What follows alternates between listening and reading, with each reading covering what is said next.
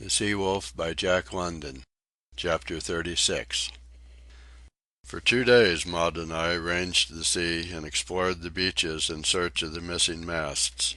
But it was not until the 3rd day that we found them, all of them, the shears included, and, of all perilous places, in the pounding surf of the grim southwestern promontory.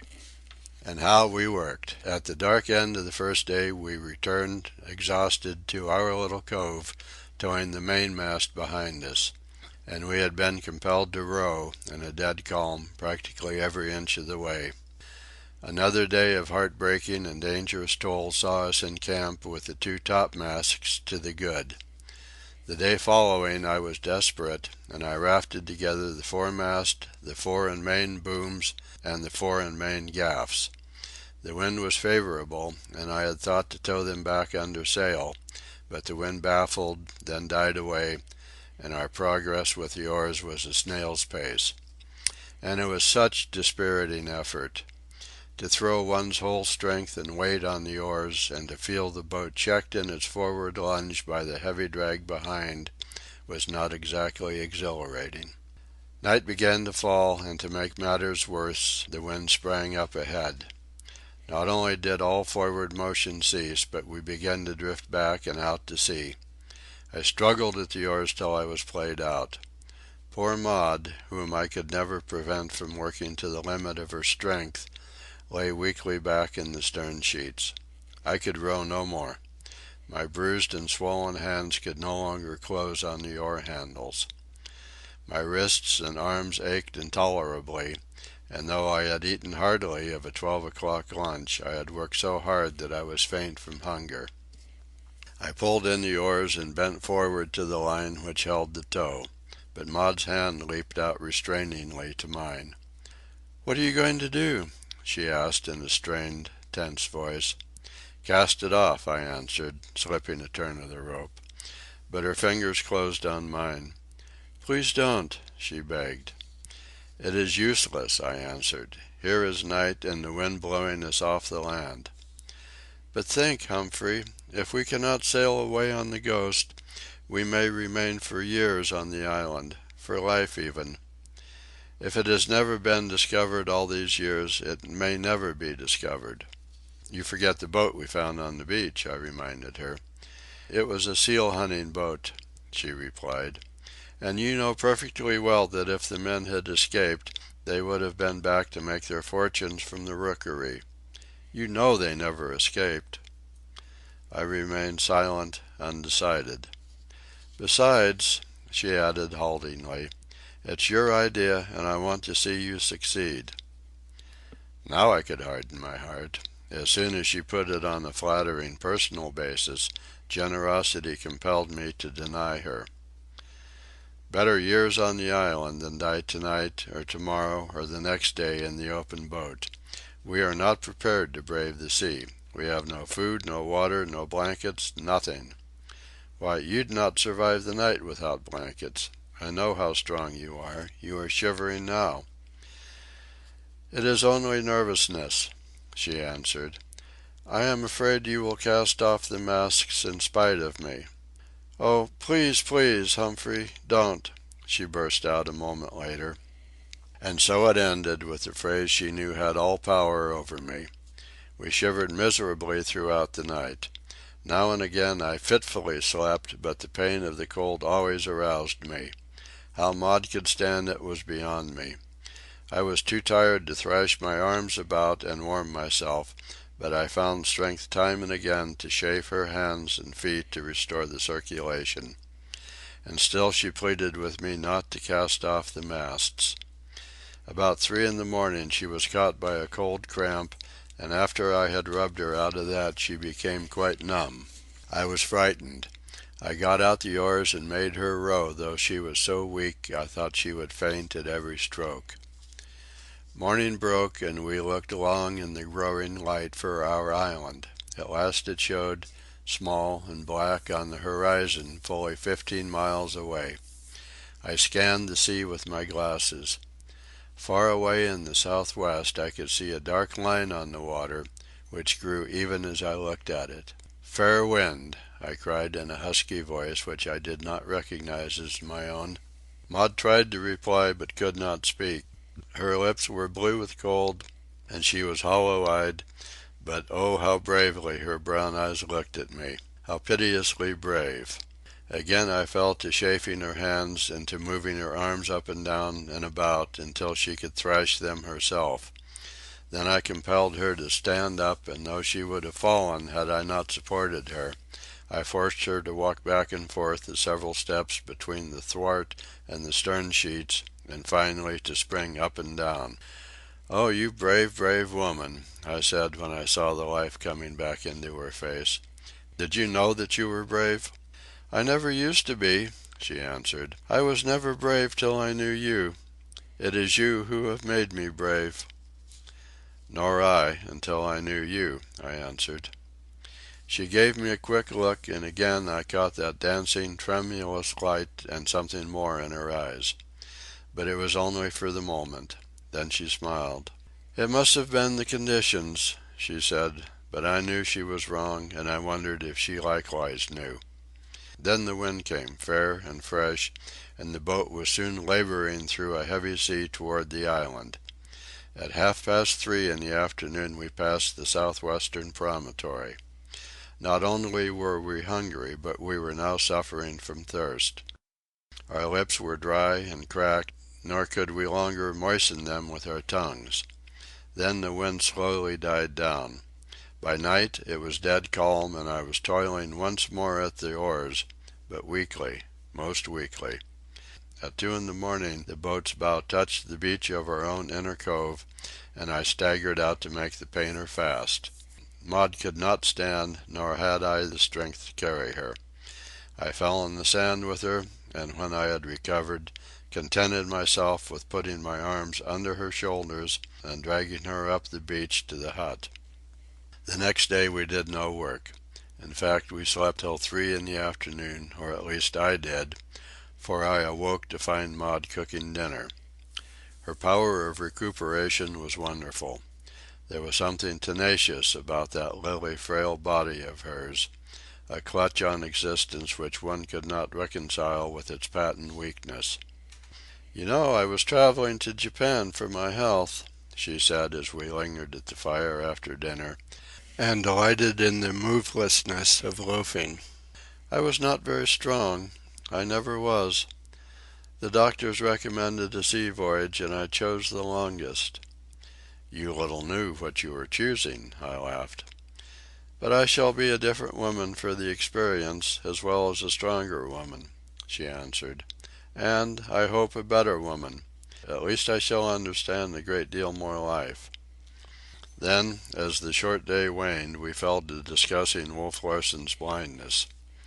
It was inexplicable, and that it was grave I instanced his statement that he intended to stay and die on Endeavour Island.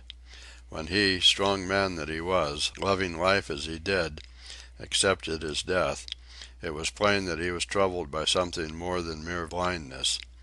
There had been his terrific headaches, and we were agreed that it was some sort of brain breakdown, and that in his attacks he endured pain beyond our comprehension. I noticed as we talked over his condition that Maud's sympathy went out to him more and more, yet I could not but love her for it, so sweetly womanly was it. Besides, there was no false sentiment about her feeling. She was agreed that the most rigorous treatment was necessary if we were to escape, though she recoiled at the suggestion that I might sometime be compelled to take his life to save my own. Our own, she put it. In the morning we had breakfast and were at work by daylight. I found a light kedge anchor in the forehold where such things were kept, and with a deal of exertion got it on deck and into the boat. With a long running line coiled down in the stern, I rowed well out into our little cove and dropped the anchor into the water. There was no wind, the tide was high, and the schooner floated. Casting off the shore lines, I kedged her out by main strength (the windlass being broken), till she rode nearly up and down to the small anchor, too small to hold her in any breeze. So I lowered the big starboard anchor, giving plenty of slack, and by afternoon I was at work on the windlass. 3 days I worked on that windlass. Least of all things was I a mechanic, and in that time I accomplished what an ordinary machinist would have done in as many hours. I had to learn my tools to begin with, and every simple mechanical principle which such a man would have at his fingertips I had likewise to learn. And at the end of 3 days I had a windlass which worked clumsily. It never gave the satisfaction the old windlass had given, but it worked and made my work possible. In half a day I got the 2 topmasts aboard and the shears rigged and guyed as before, and that night I slept on board and on deck beside my work. Maud, who refused to stay alone ashore, slept in the forecastle. Wolf Larsen had sat about, listening to my repairing the windlass and talking with Maud and me upon indifferent subjects. No reference was made on either side to the destruction of the shears, nor did he say anything further about my leaving his ship alone. But still I had feared him, blind and helpless and listening, always listening, and I never let his strong arms get within reach of me while I worked. On this night, sleeping under my beloved shears, I was aroused by his footsteps on the deck. It was a starlight night, and I could see the bulk of him dimly as he moved about. I rolled out of my blanket and crept noiselessly after him in my stocking feet. He had armed himself with a draw knife from the tool locker, and with this he prepared to cut across the throat halyards I had again rigged to the shears. He felt the halyards with his hands, and discovered that I had not made them fast. This would not do for a draw knife, so he lay hold of the running part, hove taut, and made fast. Then he prepared to saw across with a draw knife. "I wouldn't, if I were you," I said quietly. He heard the click of my pistol and laughed. "Hello, Hump," he said. "I knew you were here all the time. You can't fool my ears." "That's a lie, Wolf Larsen," I said just as quietly as before. "However, I am aching for a chance to kill you, so go ahead and cut." "You have the chance always," he sneered. "Go ahead and cut," I threatened ominously. "I'd rather disappoint you," he laughed, and turned on his heel and went aft. "Something must be done, Humphrey," Maud said next morning when I had told her of the night's occurrence. "If he has liberty, he may do anything. He may sink the vessel, or set fire to it. There is no telling what he may do. We must make him a prisoner." "But how?" I asked with a helpless shrug. "I dare not come within reach of his arms, and he knows that so long as his resistance is passive, I cannot shoot him." "There must be a way," she contended. "Let me think." "There is one way," I said grimly. She waited. I picked up a seal club. "It won't kill him," I said, "and before he could recover I'd have him bound hard and fast." She shook her head with a shudder. "No, not that. There must be some less brutal way. Let us wait." But we did not have to wait long, and the problem solved itself. In the morning, after several trials, I found the point of balance on the foremast and attached my hoisting tackle a few feet above it. Maud held the turn on the windlass and coiled down while I heaved. Had the windlass been in order, it would not have been so difficult. As it was, I was compelled to apply all my weight and strength to every inch of the heaving. I had to rest frequently. In truth, my spells of resting were longer than those of working. Maud even contrived, at times when all my efforts could not budge the windlass, to hold the turn with one hand and with the other to throw the weight of her slim body to my assistance. At the end of an hour the single and double blocks came together at the top of the shears. I could hoist no more. And yet the mast was not swung entirely inboard. The butt rested against the outside of the port rail, while the top of the mast overhung the water far beyond the starboard rail. My shears were too short. All my work had been for nothing. But I no longer despaired in the old way. I was acquiring more confidence in myself, and more confidence in the possibility of windlasses, shears, and hoisting tackles. There was a way in which it could be done, and it remained for me to find that way. While I was considering the problem, Wolf Larsen came on deck. We noticed something strange about him at once. The indecisiveness or feebleness of his movements was more pronounced. His walk was actually tottery as he came down the port side of the cabin. At the break of the poop he reeled, raised one hand to his eyes with a familiar brushing gesture, and fell down the steps, still on his feet, to the main deck, across which he staggered, falling and flinging out his arms for support. He regained his balance by the steerage companionway and stood there dizzily for a space, when he suddenly crumbled up and collapsed, his legs bending under him as he sank to the deck. "One of his attacks," I whispered to Maud. She nodded her head, and I could see sympathy warm in her eyes. We went up to him, but he seemed unconscious, breathing spasmodically. She took charge of him, lifting his head to keep the blood out of it, and dispatching me to the cabin for a pillow. I also brought blankets, and we made him comfortable. I took his pulse. It beat steadily and strong, and was quite normal. This puzzled me. I became suspicious. "What if he should be feigning this?" I asked, still holding his wrist. Maud shook her head, and there was reproof in her eyes. But just then the wrist I held leaped from my hand, and the hand clasped like a steel trap about my wrist.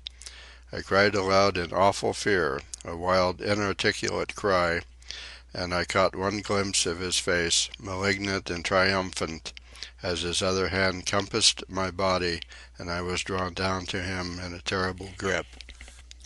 My wrist was released, but his other arm, passed around my back, held both my arms so that I could not move. His free hand went to my throat, and in that moment I knew the bitterest foretaste of death earned by one's own idiocy. Why had I trusted myself within reach of those terrible arms? I could feel other hands at my throat. They were Maud's hands, striving vainly to tear loose the hand that was throttling me. She gave it up, and I heard her scream in a way that cut me to the soul, for it was a woman's scream of fear and heartbreaking despair. I had heard it before, during the sinking of the Martinez. My face was against his chest, and I could not see, but I heard Maud turn and run swiftly along the deck. Everything was happening quickly. I had not yet had a glimmering of unconsciousness, and it seemed that an interminable period of time was lapsing before I heard her feet flying back. And just then I felt the whole man sink under me. The breath was leaving his lungs, and his chest was collapsing under my weight. Whether it was merely the expelled breath or his consciousness of growing impotence, I know not, but his throat vibrated with a deep groan. The hand at my throat relaxed. I breathed. It fluttered and tightened again, but even his tremendous will could not overcome the dissolution that assailed it. That will of his was breaking down. He was fainting. Maud's footsteps were very near as his hand fluttered for the last time, and my throat was released. I rolled off and over to the deck on my back, gasping and blinking in the sunshine. Maud was pale but composed. My eyes had gone instantly to her face, and she was looking at me with mingled alarm and relief. A heavy seal club in her hand caught my eyes, and at that moment she followed my gaze down to it. The club dropped from her hand as though it had suddenly stung her, and at the same moment my heart surged with a great joy. Truly she was my woman, my mate woman, fighting with me and for me as the mate of a caveman would have fought, all the primitive in her aroused, forgetful of her culture, hard under the softening civilization of the only life she had ever known. "Dear woman!" I cried, scrambling to my feet. The next moment she was in my arms, weeping convulsively on my shoulder while I clasped her close. I looked down at the brown glory of her hair, glinting gems in the sunshine far more precious to me than those in the treasure chests of kings.